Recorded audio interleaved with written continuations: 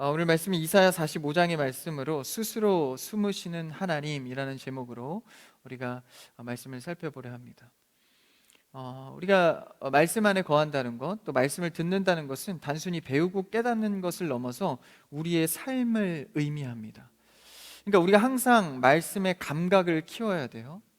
그러니까 이 예배 드리는 시간과 말씀 듣는 시간은 정말 무엇보다 중요한 시간입니다. 여러분, 찬양하고 기도하는 거 왜 합니까? 예배 전에? 말씀을 위해서 하는 거예요. 말씀 잘 듣고 예배에 집중하기 위해서 찬양으로 마음을 여는 거죠. 기도로 하나님께 집중하는 겁니다. 그래서 말씀을 받을 준비를 하는 거죠. 단순히 그냥 즐겁게 하는 게 아닙니다. 하나님 앞에. 그래서 우리는 예배의 말씀의 감각 안에, 그리고 말씀에 거해야 하는 거예요. 오늘도 그 주제가 숨으시는 하나님 속에 이 말씀이 있는데, 그럼 우리가 사실 예배 드리면서 말씀을 다 기억할 수는 없습니다. 여러분, 저번 주 말씀 기억나십니까? 네. 금요 수요 예배는 어떻습니까? 여러분 큐티하신 거 기억나십니까? 아마 기억이 잘 안 나실 거예요.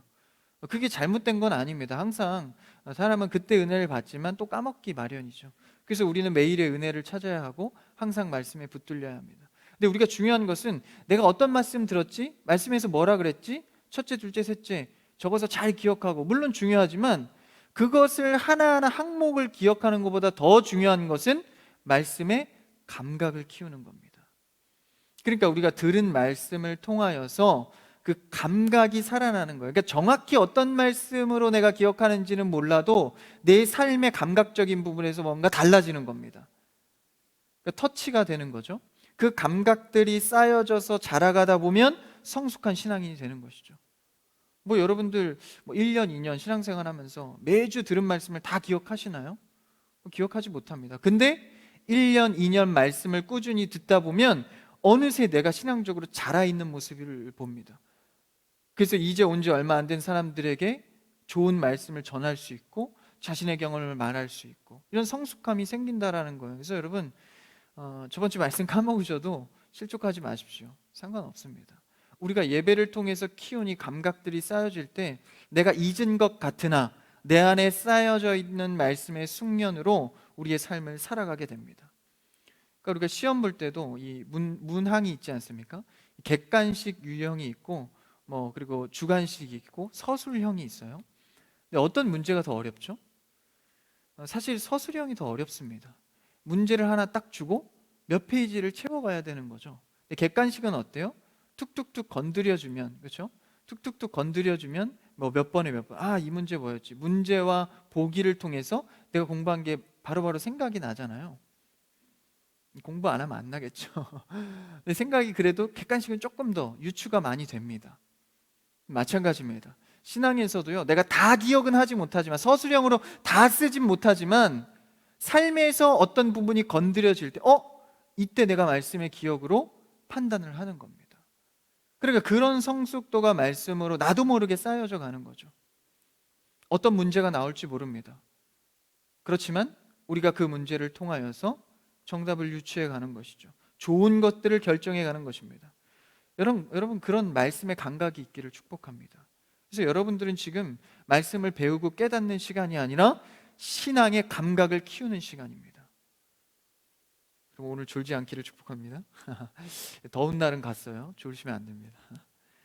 오늘 말씀에서는 특이한 표현을 하고 있죠. 스스로 숨으시는 하나님, 숨어 계신 하나님. 하나님은 모든 만물에 거하시고 아니 계신 곳이 없는데 어찌하여 오늘 표현에서는 하나님이 숨으셨다고 말하는 걸까요? 오늘 말씀에서 이 숨으신 하나님, 그러니까 우리와 하나님의 관계 속에서 말하는 거죠. 이 숨으시는 하나님이 우리의 삶 속에서 계속 숨어 들어가는 것이 아니라 발견되어지길 바랍니다. 한국교회는 수많은 발전을 하고 경제 발전과 맞물려서 이 교회들의 부흥이 같이 일어났습니다. 미국에서 전해온 그 복음이 이제는 우리가 자주적으로 복음으로 서는 단계까지 왔다라는 것이죠. 그래서 평양 대부흥 운동회라든지 여러 부흥회를 통해서 초반에 복음이 들어왔을 때 굉장히 큰 부흥의 시기를 맛보게 됩니다. 그때 뭘 경험했죠? 하나님의 임재를 경험했습니다. 다시 말해서 하나님의 살아계심을 직접적으로 느꼈습니다. 그래서 그 부흥기를 지나서 많은 교회들이 세워졌습니다. 지역마다 교회가 없는 곳이 없죠. 밤에도 십자가가 불을 밝힙니다. 그런데 오늘날까지 와서 이 교회는 어떻습니까? 물론 이제 코로나의 위기 때문에도 더 좀 안 좋아진 부분이 있지만 그 전에도 이미 교회의 어려움은 시작됐습니다. 강단에서 진리를 전하지 않고 사람들의 입맛에 맞춰서 뭐가 더 축복일까? 많이 벌고 많이 알고 많이 갖는 것, 이런 세상적 세속적 축복의 복음을 정의하기 시작하면서 교회는 힘을 잃어가기 시작했습니다. 그래서 이제 뭐라 그러죠? 수평 이동, 수직 이동에서 수평 이동으로 바뀌었습니다. 기존 성도들이 그냥 다른 교회를 옮겨가는 부흥. 그러다 보니까 이 하나님의 임재의 경험이 적어지기 시작했다라는 거예요. 그러니까 하나님을 만나고 하나님이 누구신가를 경험하는 숫자가 적어지고 뭐가 많아집니까? 어떻게 하면 잘 살까? 그러니까 종교를 바라보는 게 아니라 종교를 이용하기 시작했습니다. 기도해서 많은 것을 얻자. 내가 잘 되기 위해선 교회 나가서 기도 좀 해봐. 복음이 그 정도의 수준으로 전락했다는 거예요. 처음엔 그렇지 않았습니다. 나의 삶을 구원하는 것, 영생을 얻고 진짜 사는 게 무엇인가, 그 부흥에서 우리는 하나님의 임재의 부흥이 줄어들었다는 것입니다. 그럴 때 우린 뭘 느끼죠? 오늘 말씀의 제목처럼 하나님이 숨어 계신 것 아닌가, 하나님이 숨어 계신 것 같다, 임재가 없어졌다는 것입니다. 오늘 말씀에서도 그 대목이 나오는데요, 오늘의 이사야의 말씀, 긴 이 말씀 속에서 오늘의 한 부분은 이제 이스라엘 백성들이 왕정 시대를 거쳐서 이 포로기에 접어듭니다. 하나님께서 왕을 세워주셔서 나를 잘 이끌기를 원했는데 사람들이 하나님을 배신하고 다른 이방인들을 받아들이고 우상을 받아들이면서 타락하게 됩니다. 그래서 결국 하나님이 이 나라를 없애셔서 바벨론의 포로로 유다 백성들을 잡혀가게 합니다. 그 기간이 70년이나 됩니다. 그 70년 동안 포로 생활을 하면서 나라를 잃은, 우리나라도 이제 일제 시대 속에서 나라를 잃어보지 않았습니까? 뭐 우리 세대 때는 직접적인 경험은 아니지만 역사적으로 잘 알고 있죠. 그 포로기 시대 때 하나님께서 이제 이스라엘에게 사실은 역사하지 않았습니다. 70년 동안 응답하지 않았죠. 그러다가 이제 때가 되어서 하나님께서 이스라엘 백성들을 다시 예루살렘으로 자신의 나라를 회복하게 됩니다. 그 과정 속에서 지금 이사야 선지자를 통해서 야, 너희가 회복될 거야, 하나님께서 너희를 일으키실 거야 전달하고 있는 장면입니다.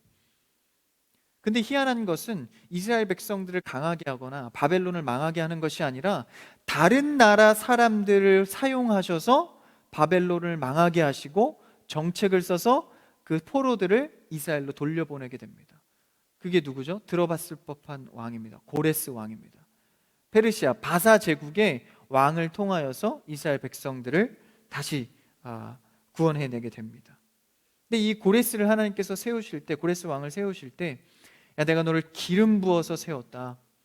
너는 나를 잘 알지 못하지만 내가 너를 사용해서 이스라엘 백성들을 구원할 거야 말씀해 주십니다. 사실 당시에 이 메데바사, 이 페르시아 국가는 더 거대한 바벨론을 이길 정도의 세력은 아니었습니다. 그렇다는 것은 하나님께서 고레스 왕국을 써서 이 바벨론을 무너뜨린 것이죠. 그러니까 고레스에게 동력이 있는 것이 아닙니다. 어쨌든 그런 상황 가운데에서 이스라엘을 빼내서 고향으로 돌려 나라를 회복시키는 그 전달의 말씀을 오늘 이사야의 선지자가 전하고 있는 것입니다.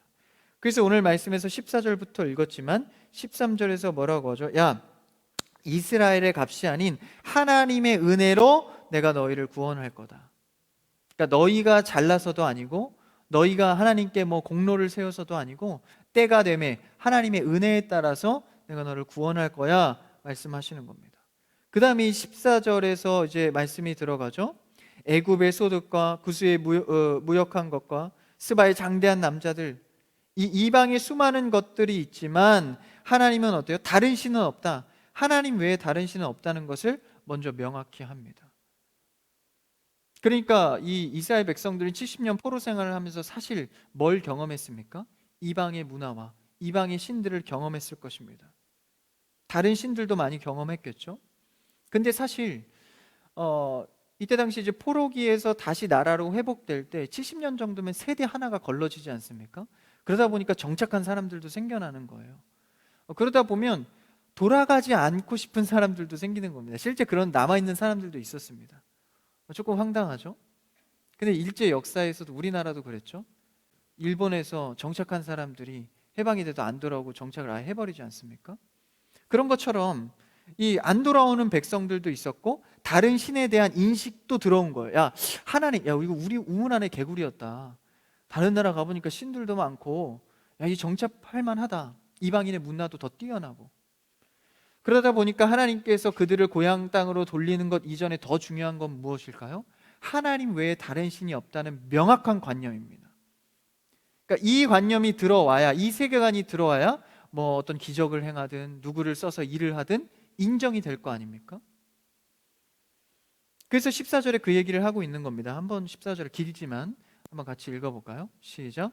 여호와께서 말씀하시되 구스가 무역한 것과 스바의 장대한 남자들이 내게로 건너와서 내게 속할 것이요 그들이 너를 따를 것이라. 사슬에 매어 건너와서 내게 굴복하고 간구하기를 하나님이 과연 내게 계시고 그 외에는 다른 하나님이 없다 하리라 하시니라. 예전에는 대단해 보이고 그 수많은 문화들과 신들을 같이 겸하여 섬기기도 하고 정착도 했지만 이제는 그들이 너희에게 굴복할 거라는 거예요. 왜? 그들은 신이 없다. 나 외엔 다른 신이 없다는 거예요. 내가 진짜기 때문에 이제는 그것을 내가 드러내서 너희를 회복시킬 것이다 라는 것입니다. 그 말을 전하고 있는 것이죠.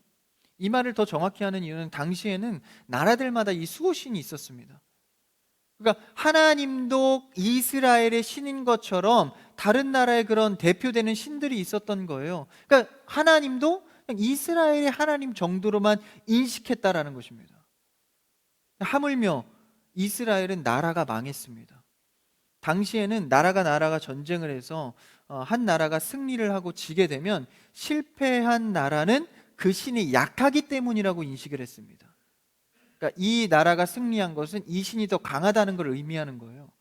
심지어 이스라엘은 포로로 잡혀왔습니다. 하나님의 이름이 어떻게 인식되었었겠습니까? 보잘것없는 신. 그러나 때가 돼서 이제 하나님이 드러내십니다. 나 외에 다른 신은 없다는 겁니다. 그러니까 나라 중에 한 명 있는 신이 아니라 유일무이한 다른 신은 없다.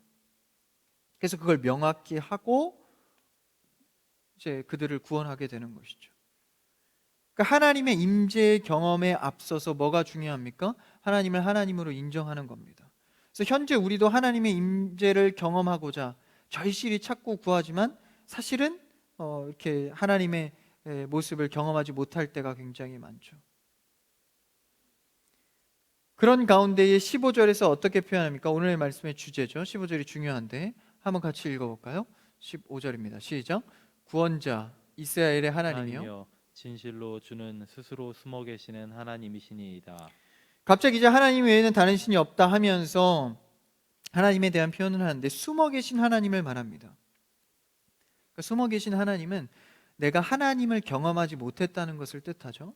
이것은 두 가지 의미를 갖습니다. 누구에게요? 대상이 이방인에게도 그러하고 지금 상황이 그리고 이스라엘에게도 그러합니다. 모두에 말씀드렸다시피 당연히 이방인들에게도 하나님께서 숨어 계시는 듯 보입니다. 왜 그렇죠? 나라가 포로로 잡혀갔으니 하나님이 어디 있는 거냐? 숨어 계시죠. 그리고 또한 뭡니까? 이스라엘에게도 70년이라는 세월 동안 하나님이 응답하지 않고 회복할 기미도 안 보입니다. 선지자를 보내긴 보냈지만 실제 이루어지지도 않았어요. 그러니까 이스라엘에게도 이방인에게도 사실 하나님은 어땠죠? 숨어 계십니다. 근데 여기서 우리가 희한한 수식을 발견하죠. 그러니까 하나님께서 숨어 계시는데 어떻게 해요? 스스로 숨어 계신다는 거예요. 그러니까 능동적으로 하나님께서 어떤 숨어 계시려는 의도와 의지를 갖고 숨어 계셨다는 겁니다. 그럼 이제 하나님을 만나지 못하고 보지 못하는 것이 더 궁금하고 더 어려워집니다. 역사하시지 않는 하나님, 포로 시기에 침묵하는 하나님, 이방인에게도 약해 보이고 숨어 계시는 듯 보이는 하나님.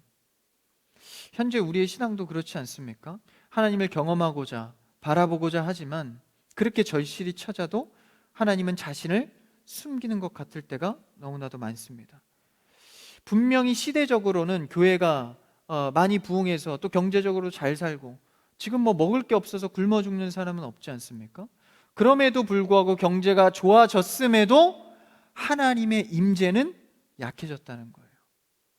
오늘날의 교회를 모두에 말씀드리면서 예전에는 부흥 시기 때는 어땠습니까? 더 지금보다 못 살 때잖아요. 외국에서 벌어들이지 않으면 살지 못하는, 외국의 도움을 받지 않은 그런 지경까지 왔음에도 불구하고 하나님의 임재는 충만했습니다.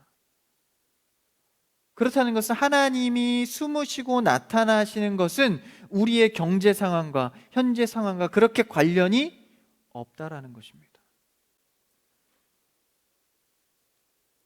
그렇다면 이 숨어 계신 하나님을 우리가 어떻게 발견할 수 있고 숨어 계신 하나님의 의미는 무엇일까요? 종교개혁자 루터는 숨어 계신 하나님에 대해서 십자가 신학을 완성합니다. 그만큼 이 15절에 숨어 계신 하나님의 의미는 굉장히 중요합니다. 하나님께서 이스라엘에게 숨으셨다는 것은 무엇일까요? 사실 포로로 잡혀가면서 이스라엘 성전도 다 회파됐습니다. 다 깨지고 포로로 잡혀간 상황에서 하나님은 스스로를 자신의 낯을 가리십니다. 우리가 이런 질문을 할 수 있죠. 하나님 왜 굳이 숨으시나? 드러내놓고 그때그때 나타나시면 되지. 또 숨어 계시다면 어디에 숨어 있는 건가? 뭐 이런 유치하지만 일차원적인 질문을 던질 수 있습니다. 근데 하나님과 죄인된 인간의 관계는요, 사실 이 숨고 찾는 관계로 사실 처음부터 형성됐습니다. 그게 언제일까요? 바로 아담과 하와의 첫 창조의 시대 때부터입니다. 원래는 어떠했습니까? 죄가 들어오기 전에는 하나님과 우리의 사이는 숨을 필요가 없었습니다. 하나님도 우리에게 숨지 않았고요, 동산에서 함께 거닐었다고 말합니다. 그러니까 실제 우리에게 가까이 있고 숨으실 필요가 없었던 관계입니다. 근데 죄가 들어와서 죄인된 인간의 형태에서는 어떤 관계로 깨진 거예요? 숨어야 하고 찾아야 하는 관계로 깨진 겁니다. 그래서 예배를 드려야 하고 하나님께 절실히 구해야 하고 내가 어떻게 살아야 하나님께 영광을 드러낼 수 있을까 고민해야 되고, 이런 숨고 찾는 관계로 변질된 것입니다. 그렇다면 처음에 누가 숨었을까요? 사실 처음에 숨은 것은 하나님이 아닙니다. 처음에는 인간이 먼저 숨었죠. 그 장면을 우리가 생각해 보면 아담과 하와가 창조를 받고 죄가 들어옵니다. 뱀의 꼬임을 통해서 죄가 들어오죠. 그 이후에 아담이 어떻게 되죠? 하나님 앞에서 숨습니다. 나무 뒤에 숨어서 하나님을 보기를 부끄러워하죠. 그러니까 인간이 먼저 숨었다는 거예요. 그 관계의 출발이 이 에덴 동산으로부터 숨바꼭질의 관계가 시작된 것입니다. 하나님의 얼굴을 피해서 아담과 하와가 숨은 거죠. 그 말씀을 한번 읽어볼까요? 창세기 3장 8절인데요. 한번 띄워주시면 같이 읽어볼까요? 시작. 그들이 그날 바람이 불 때 동산에 거니시는 여호와 하나님의 소리를 듣고 아담과 그의 아내가 여호와 하나님의 낯을 피하여 동산 나무 사이에 숨은지라. 하나님의 낯을 피하여 먼저 숨은 것은 인간입니다. 그럼 왜 이렇게 숨게 됐을까요? 하나님과 인간의 관계는 처음에 언약적 관계로 맺어졌습니다. 야, 너가 선악과를 따먹지 않으면 네가 평생토록 하나님의 임재를 경험하게 될 거야. 하나님을 보게 될 거야. 근데 누구의 입장에서 그 언약을 깨버리죠? 인간이 먼저 깨버립니다. 그 약속을 깨버리고, 그렇죠? 깰 때 누구의 꼬임에 빠져서 깨졌죠? 뱀의 꼬임에 빠져서 깨졌습니다. 뱀이 뭐라고 합니까? 야, 정말 이거 먹으면 죽냐고 하더냐? 다시 말하면 뭡니까? 언약적 관계. 말씀에서 정말 이거 먹으면 죽냐고 하냐? 잘 알아봐, 아닐걸? 오히려 먹으면 하나님과 같이 될 거야. 말씀을 왜곡하고 뒤틀었습니다. 다시 말하면 말씀 외의 것을 갖고 와서 진리라고 말하는 거. 말씀 외의 것으로 갖고 와서 은혜 받을 수 있어 말하는 겁니다. 그러니까 아담이 그 꾀에 빠져, 말씀이 아니어서 다른 곳에서 은혜를 찾을 수 있겠구나. 내가 이것을 먹으면 하나님의 임재가 이곳에 임할 거야 라고 착각한 겁니다. 그러니까 말씀 외에 다른 곳에 가서 하나님의 임재를 찾은 것이죠. 그래서 그것을 취했을 때 실제 하나님의 임재가 생겼습니까?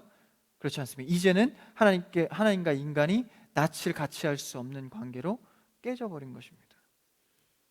그러니까 하나님의 약속의 말씀이 없는 곳에서 하나님을 발견하려 했다라는 것입니다. 그랬을 때 하나님은 자신을 인간에게서 가리운다라는 것이죠. 그러니까 말씀에서 하나님의 임재를 찾지 않고 말씀 외의 것에서 내가 하나님을 찾으려 할 때 하나님을 찾을 수도 없고 하나님은 오히려 스스로 능동적으로 숨으신다라는 것입니다. 그러니까 인간이 하나님을 찾아도 발견할 수 없는 것은 하나님의 말씀 밖에서 찾으려 하는 시도 때문에 그렇습니다. 그러니까 내가 생각하는 이곳에는 하나님이 계실 거야, 이렇게 하면 하나님이 임재하실 거야 라고 생각하는 곳에는 하나님 계시지 않는다라는 것입니다. 하나님을 발견할 수 없습니다. 그곳에는 오히려 하나님이 능동적으로 숨으신다라는 거예요. 15절에서 말하죠. 스스로 숨으셨다. 그러니까 스스로 하나님께서 숨기셨다라는 것은 하나님을 찾으려 하지만 하나님이 원하시는 곳이 아니라는 거예요. 자신을 숨기죠. 마치 작용과 반작용처럼 말이에요. 인간이 하나님을 찾으려 하는 곳에는 없다는 거. 그러면 전사님, 인간이 찾으려 하는 곳에 하나님이 계실 수도 있는 거 아닙니까? 마음이 맞아서. 근데 죄가 들어오고 나서부터 그게 깨졌다는 것입니다. 왜요? 죄가 들어와서 죄인이 됐으니까. 내가 추구하는 방향은 항상 하나님이 거할 수 없습니다. 왜? 인간이 아무리 선하다 하지만 나의 추구는 항상 죄인된 마음, 죄를 갖기 마련입니다. 심지어는 뭐라고 그래요? 갓 태어난 아기도, 성경은 뭐라고 합니까? 갓 태어난 아기에게도 죄가 있다 그래요. 너무한 거 아니에요? 이제 막 울음을 터뜨린 아이에게 무슨 죄가 있습니까? 그렇지 않다는 거예요. 인간은 아담 때부터 그 원죄의 결과로 우리에겐 죄성이 있다는 거예요. 그래서 우리가 기대하는 속에는 하나님이 거하실 수 없다는 겁니다. 왜? 하나님은 죄와 공존할 수 없기 때문에. 그럼 인간이 보통 하나님이 발견하기 위해서 원하는 곳이, 기대하는 곳이 어디입니까? 바로 승리, 영광, 축복입니다. 축복받는 것, 잘 되는 것, 시험에 합격하는 것, 돈 많이 버는 것. 여기서 뭘 기대하죠? 하나님을 기대하는 것입니다. 여러분, 성경이 돈 잘 벌어야 축복이라고 어디 말하던가요? 성경이 지엽적인 축복을 따와서 그게 하나님이 임재할 거라고 착각하는 겁니다. 그러니까 성경에 하나님의 말씀을 집중할 때는 강조하고 반복하는 것을 집중해야 됩니다. 예수님이 뭘 반복하고 강조하셨죠? 하나님의 나라입니다. 부자는 천국에 들어갈 수 없고 마치 바늘길을 들어가는 낙타와도 같다. 어렵다는 거예요. 그러니까 물질에 강조한 편협하고 지엽한 성경의 해석을 따라가다 보면 우리의 기대는 뭐예요? 크기의 하나님, 승리의 하나님, 축복의 하나님. 그래서 영광 가운데 발견하기를 원합니다. 많은 것, 잘된 것. 그래서 뭔가 돈을 많이 벌고 시험에 합격하고 취직을 하면 거기에 하나님이 임해서 그런 거야 착각을 하기 시작합니다. 그래서 우리의 신앙은 뭔가 세상적 가치에서 잘 됐을 때 하나님이 임재한 것처럼 착각을 하게 됩니다. 이곳에서 하나님을 발견하면 하나님이 임재한 겁니까? 그러니까 그곳에서 하나님을 찾으려고 부단히도 노력을 합니다. 축복, 승리, 영광의 신앙, 거기서 경험하길 원하죠. 근데 우리가 그것을 기대하면 기대할수록 하나님은 자신의 낯을 스스로 숨기신다는 것입니다. 욥은 어땠나요? 욥은 처음에 의로운 모습, 부자인 모습이 나옵니다. 그리고 끝에 결과도 너무 잘 살게 됩니다. 근데 그 수많은 장을 할애해서 말하는 그 메시지는 뭡니까? 하나님이 누구이신가? 잘 살았고 잘 살게 된 것엔 하나님의 임재를 설명하지 않습니다. 하나님의 시선 속에서 계속 설명하고 있는 걸 보죠. 그래서 우리는 이 성공주의, 성공하면 하나님이 임재한 것처럼, 그럼 여러분 성공하지 않은 사람들에게는 하나님의 임재가 없는 것입니까? 그래서 그런 사람들이 실족하고 어려워지게 됩니다. 그래서 우리는 복이라는 것에 너무 집착을 많이 하죠. 이 유교적인 한국은 색채 때문에 이 기독교가 믹스가 되다 보면 이 복이 곧 신앙인 것처럼 말하는 거예요. 그래서 어떤 복을 받을까? 물질의 복, 은사의 복, 이게 곧 나의 신앙의 전부가 돼버린 겁니다. 그래서 은사주의, 신비주의, 잘 되면 그게 하나님이 한 거야, 못 되면 저주받은 거야. 욥기가 그걸 말하고 있지 않습니까? 그래서 교회도 그것의 세속적 관점에 물들었습니다. 부흥해야 되는 거, 자리가 많이 차야 되는 거, 사람이 많아야 축복받았다, 대형 교회가 되면 잘된 것으로. 여러분, 목회의 성공이 대형 교회입니까? 물론 대형 교회는 반드시 또 필요성이 있어요. 장단점이 있지 않습니까? 근데 목회의 모든 목적이 대형교회라면 하나님의 뜻은 이룰 수 없습니다. 대형교회든 작은 교회든 하나님의 뜻은 교회를 통해서 이루어 갑니다. 그래서 저는, 물론 이게 조금 개인적인 생각이지만, 이 작고 중소형들의 교회들이 굉장히 많아져야 된다고 생각합니다. 그래서 건강한 큰 교회들은요, 성도들이 멀리서 오면 돌려보내요. 근처 교회로 가십시오. 너무 이제 한 교회가 비대해지는 것은 그렇게 건강해 보이진 않습니다. 그래서 작은 교회들이 자꾸 성장하고, 또 작은 교회들의 장점이 뭐예요? 교제를 가깝게 할 수 있지 않습니까? 그래서 대형 교회를 좋아하는 사람들에게 이 설문을 해보면 되게 비슷한 대답들이 많이 나와요. 왜 대형 교회를 찾습니까? 나한테 관심을 안 갖잖아요. 온지 잘 모르더라고요. 예배만 드리고 그냥 편하게 하려고. 부담스럽잖아요. 여러분, 교회의 역할이 왔다 갔다 하는 게 끝이 아닙니다. 주님 안에서 교제하고, 아파하는 가운데 서로 위로하고 세워주고, 영혼이 세워지는 거죠. 근데 이런 성공주의 신앙 속에서 무조건 잘 돼야 되는 거예요. 그럼 여러분, 지금 입시철이지 않습니까? 그럼 입시에 성공해서 좋은 대학 가면 하나님이 임재한 거고, 입시 떨어지면 하나님이 저주한 겁니까? 그런 신앙 속에서 실족하고 넘어지고 교회를 떠나는 자들이 너무나도 많다는 겁니다. 여러분, 우리의 성공에, 우리가 원하는 성공에 하나님은 있지 않습니다. 우리가 하나님을 바라다 보면 성공은 따라오는 겁니다. 성공을 먼저 목적으로 놓고 가면 하나님이 임재하는 것이 아닙니다. 하나님의 임재와 하나님을 갈망하고 하나님을 알기를 사모하면 성공은 그냥 부수적으로 따라오는 것이죠. 그래서 이스라엘 모든 열방들도 이사야의 예언을 통해서 회복되는 것, 얼마나 축복이에요? 다시 나라가 회복돼서 잘 살게 되는 것, 이것만을 바랬습니다. 근데 하나님께서 나타나시는 방법은 또 다르죠. 이스라엘 백성들은 사실 조금 충격이었어요. 왜냐하면 자신들이 회복될 때 뭘 바랬겠습니까? 우리나라가 잘 살게 돼서 바벨론 무너뜨리고, 바벨론이 무너져서 우리가 힘이 강해지는 거. 근데 하나님은 어떤 방법을 쓰셨죠? 아까 말씀드렸다시피 다른 나라의 왕을 써서 이스라엘 구원하는 거예요. 굉장히 자존심 상하죠. 이게 굉장히 충격적인 겁니다. 이스라엘, 오늘 45장 1절을 한번 읽어볼까요? 1절입니다. 앞에 있습니다. 시작. 여호와께서 그의 기름 부음을 받은 고레스에게 이같이 말씀하시되 내가 그의 오른손을 붙들고 그 앞에 얼굴을 항복하게 하며 내가 왕들의 허리를 풀어 그 앞에 문들을 열고 성문들이 닫히지 못하게 하리라. 누구를 쓰십니까? 고레스를 기름 부으셔서 쓰는 거예요. 그러니까 이스라엘 입장에서는 사실 자존심이 상하죠. 왜요? 그냥 회복되는 게 하나님을 아는 것으로 회복되는 게 아니라 그냥 빨리 회복돼서 우리나라 잘 사는 것. 그러니까 하나님은 숨어 계신다라고 말할 수밖에 없는 겁니다. 이스라엘이 강함과 풍요 속에서 하나님을 만나길 원한다면 하나님은 숨어 계신다라는 것입니다. 그럼 잘 살고 잘 되는 걸 추구하면 안 되는 거예요? 아니요. 추구해야 되지만 뭐 안에서? 하나님을 바라봄 안에서 해야 되는, 말씀 안에서 해야 한다라는 것입니다. 그러면 우리의 기도나 우리의 고백과 우리의 고민은 굉장히 조심스러워집니다. 주님 잘 살게 해주세요, 응답 주세요, 이런 게 아닙니다. 하나님, 나에게 뭘 원하십니까? 내가 따르길 원합니다. 어디에 임재하기를 원하십니까? 역사하기를 원하십니까?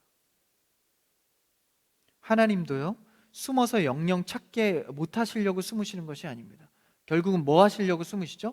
하나님의 때에 하나님이 원하는 곳에 나타나기 위해서 원하지 않는 곳에는 숨으시는 것입니다. 영원히 발견되지 않는 게 아니에요. 인간이 원하는 승리주의에는 하나님이 임하시지 않습니다. 우리의 이제 신앙의 시각을 바꿔야 합니다. 잘 되면 복이고 안 되면 저주고, 이분법적인 신앙 속에서 하나님의 뜻을 발견하기란 굉장히 어렵습니다.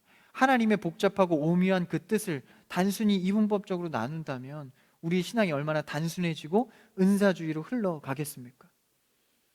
그래서 하나님은요, 우리가 기대하지 못할 방식, 그러니까 알 수도 없는, 뜻하지 않은 곳에서 일하실 때가 굉장히 많습니다. 왜요? 우리의 뜻은 항상 죄인된 속성을 갖고 있어서 우리의 방향성과는 다를 때가 굉장히 많다라는 거예요.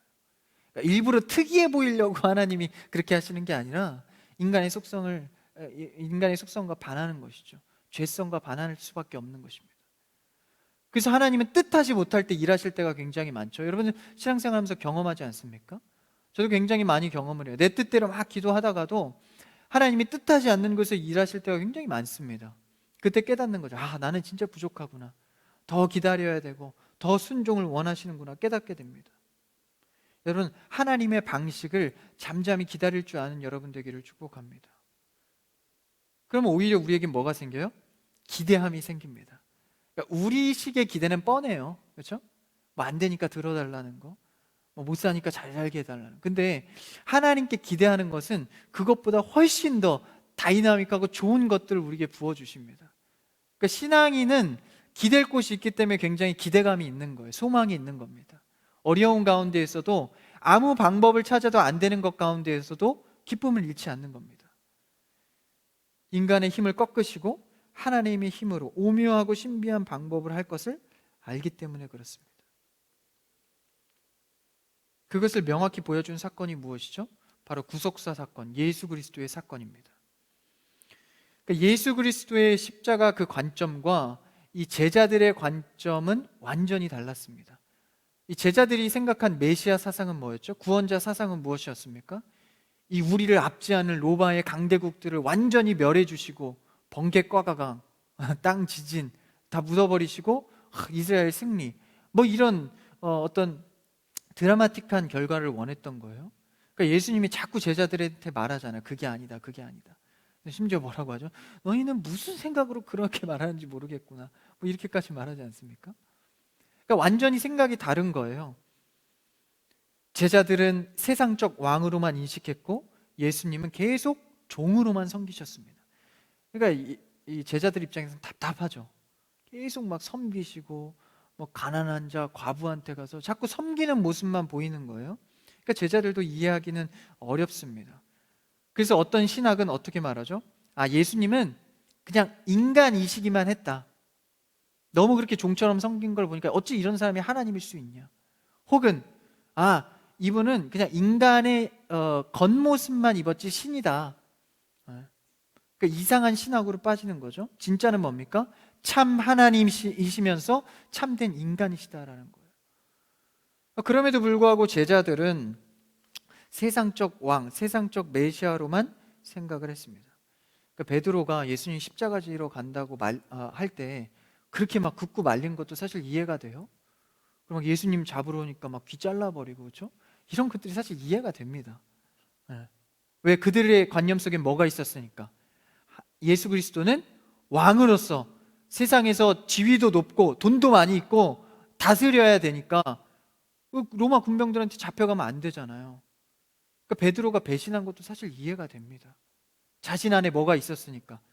영광과 축복과 잘 되는 것에서 하나님이 임재해야 된다는 프레임이 있었으니까. 예수님을 보니까 그 프레임이 하나도 안 들어오는 거예요. 잘 되기는커녕 맨날 집도 없다 그러고 피곤하다 그러시고 내 프레임이 안 들어오는 겁니다. 그러다 결국 뭐까지 하시죠? 십자가에 못 박히시기까지 합니다. 근데 거기서 뭐가 이루어집니까? 인류를 구원하고 모든 죄악을 때려 부시는 그 구원이 그 십자가에서 이루어집니다. 제자들은 하찮게 여겼고 다 도망갔고 고통스럽다고 여겼지만 그 현장에서는 구원이 이루어졌다는 것입니다. 그러면 인간이 생각하는 힘과 하나님의 권세는 너무나도 극명하게 차이가 벌어집니다. 나중에 이제 부활하셨을 때 비로소 뭘 알게 되죠? 아, 진짜 하나님이었구나를 알게 됩니다. 그러니까 누가 수치를 당하죠? 제자들이, 인간들이 수치를 당한 겁니다. 야, 진짜 하나님은 이렇게 일하시는구나 알게 되는 것이죠. 그래서 교회도 힘의 생각을 잘못 이해를 하는 거예요. 세상적 힘으로 이해하면 어떻습니까? 인간이 할 수 있는 힘을 확장시키면, 무한대로 확장시키면 그게 하나님의 힘으로 생각하는 겁니다. 인간의 힘을 초월해서 멋진 힘이 있으면 하나님의 힘으로 생각하는 거예요. 제자들이 그랬죠. 실제는 어땠습니까? 실제는 나약했습니다. 섬기셨고 매맞았습니다. 십자가까지 졌다는 것이죠. 근데 거기서 결국은 그것을 끝까지 붙들고 나아갈 때 뭐가 이루어졌죠? 새 생명이 이루어졌습니다. 우리의 기대와는 완전히 달랐다는 것입니다. 그럼 우리는 무엇을 바라봐야 하고 어떤 걸 참고 견뎌야 합니까? 여러분, 이 코로나 시대 때 여러분, 정말 교회에서 예배드리고 신앙을 붙들고 말씀을 붙드는 것은 굉장히 중요한 일입니다. 왜? 예수님께서 계속 말씀했는데 제자들은 자신들의 프레임 때문에 그 말씀이 잘 들려지지 않는 거예요. 여러분, 여러분의 프레임과 생각을 깨시고 예배에 나오셔서 말씀을 듣고 말씀대로 다시 프레임을 짜는 여러분 되기를 축복합니다. 그래서요, 말씀을 많이 들어야 됩니다. 예배를 잘 들으셔야 됩니다. 지금 코로나 때문에 그렇지 사실 교회는 나와서 예배 드리셔야 됩니다. 죄송합니다. 온라인 예배 드리시는 분들, 지금은 어쩔 수 없잖아요. 그렇죠? 위험하고 또 건강상의 어려움이 있으니까. 그렇지만 때가 되면 나오셔야 됩니다. 왜요? 천국의 방법은 얼굴과 얼굴을 대하여서 볼 것이라. 천국의 교제 방법이에요. 교회가 그걸 따라가야 될 거 아닙니까? 구약에서도 마찬가지죠. 여호와 앞에 너의 낯을 드러내서 예배하라 라는 겁니다. 근데 구약 때도요, 지성소에 가면 하나님의 임재가 있다 그랬는데 지성소가 하나님이 있었나요? 그때도 여전히 안 보였습니다. 그러니까 오늘날 코로나 때 온라인이 발전하다 보니까 이렇게 말하는 교회도 있어요. 굉장히 위험합니다. 뭐라고 하냐면, 야, 어차피 교회 와도 하나님 안 보이지 않냐, 그러니까 온라인으로 예배 드려나 여기서 드리나 하나님 어차피 안 보이니까 그거 똑같은 거야, 그냥 이제는 온라인으로 해도 돼. 굉장히 위험한 신학이죠. 하나님의 성경에서 어디에도 그런 모임을 말씀하지 않았습니다. 준비하고 나와서 얼굴과 얼굴을 대하여서 두세 사람 모인 곳에 내가 그곳에 함께 하겠다 말씀하셨습니다. 물론 지금 이제 전염병 시대잖아요. 그러니까 어쩔 수 없는 상황입니다. 그렇지만 때가 되면, 또 이 온라인 계신 분들 지금 마음이 좀 제가 그러네요. 시험 들지 마시고, 무슨 얘기인지 아시죠? 네. 저를 미워하지 마시고 말씀대로 들으시길 바랍니다. 그래서 우리가 뭐예요? 이런 인간의 관계도 사실 중요한, 전화하다가도 어떻게 하죠? 중요한 얘기 만나서 하자, 만나서 해야 되잖아요. 그렇죠? 사람의 얼굴을 보고. 마찬가지입니다. 하나님 앞에 준비하고. 그러니까 여러분, 온라인 예배 드리시는 분들도 잘 준비해서 드리십시오. 옷도 잘 입으시고 잘 이렇게 예배 자를 준비하셔서 말이죠. 그래서 우리가 말씀 안에 자꾸 거하고 들으려 하고 모이려 할 때 뭐가 발생되는 거예요?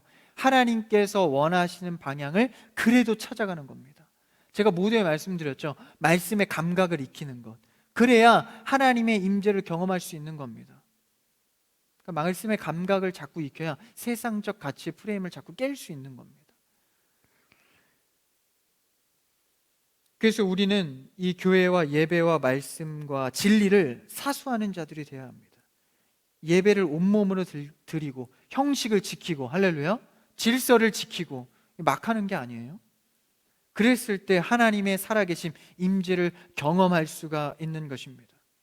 그렇지 않으면 하나님께서는 계속 숨어 계신다는 겁니다. 하나님은요, 인간의 부흥에 기대하려고 계신 분이 아닙니다. 인간의 기대에 부응하지 못하더라도 하나님의 뜻이라면 하나님은 그렇게 하십니다. 하나님이 계실 곳에 계신다라는 거예요. 우리가 아무리 원해도 죄성이 있는 곳에는 거하지 않습니다.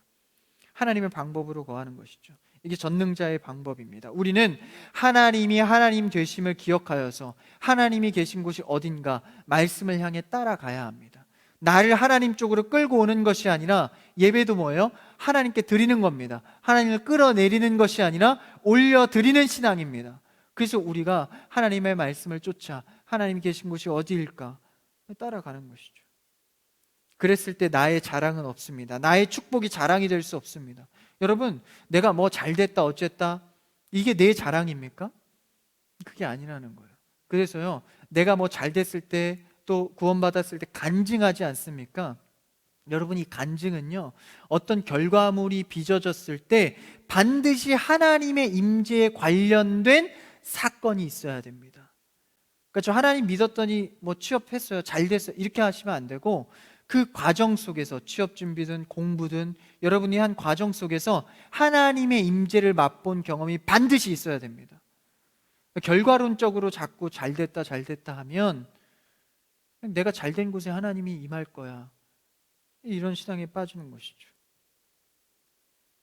하나님이 계신다고 속단하지 마십시오. 잘된 곳에 하나님이 있을 거야고 예상하지 마십시오. 하나님이 임재하는 곳은 우리의 자랑이 아닙니다. 오히려 우리의 자랑은 하나님이 임재했을 때 제자들처럼 수치로 드러납니다. 부끄럽습니다. 그래서 하나님의 계신 곳엔, 하나님의 임재를 경험한 곳엔 우리의 부끄러움이 없습니다. 16절을 한번 읽어볼까요? 시간이 왜 이렇게 빨리 갔죠? 그렇죠? 읽고만 마칠게요. 16절 한번 읽어볼까요? 16절 시작. 우상을 만드는 자는 부끄러움을 당하며 욕을 받아 다 함께 수욕 중에 들어갈 것이로되. 그러니까 우상을 만드는 자는 뭐예요? 내 프레임을 만드는 자라는 거예요. 이방인들처럼 우상을 만드는 자들, 내가 하나님께서 여기에 거할 거야, 그 만드는 자들은 나중에 진짜 하나님이 나타나시는 상황에서는 부끄러움을 당한다는 겁니다. 그럼 우리 선택된 자들, 하나님을 따르는 자들은 어떠할까요? 마지막 절만 읽고 마실까요? 17절입니다 17절이요 시작. 이스라엘은 여호와께 구원을 받아 영원한 구원을 얻으리니 너희가 영원히 부끄러움을 당하거나 욕을 받지 아니하리로다. 영원한 구원을 위해서 말씀을 따라가는 자는 어떻습니까? 부끄러움을 당하지 않습니다. 여러분이 계신 곳에 하나님이 임재하시기를 축복합니다. 말씀을 정리합니다. 여러분, 하나님을 찾고 하나님의 임재를 원하십니까? 말씀 안에서 찾기를 축복합니다. 내 생각으로 찾지 마시고, 잘된 것에서 하나님, 성공 신화에서 하나님을 찾으려 하지 마시고 말씀 안에서 찾아가기를 축복합니다. 그럴 땐 뭐가 필요할까요? 순종이 필요합니다. 기다림이 필요합니다. 자세히 보는 것이 필요합니다. 천천히 가는 것이 필요합니다. 예상치 못한 곳에서 하나님을 발견하게 되기를 축복합니다. 교회의 부흥도 자리만 채우는 성공적인 부흥이 아니라 한 사람 한 사람이 진짜 하나님의 임재를 경험하는, 여러분 각자 개인의 삶이 그런 부흥이 있기를 축복합니다. 이번 한 주도 하나님의 임재를 경험하시고 세상의 프레임에서 깨져 스스로 숨으시는 하나님을, 이제는 하나님을 발견하게 되는 여러분의 신앙과 삶이 되기를 주님의 이름으로 축복합니다.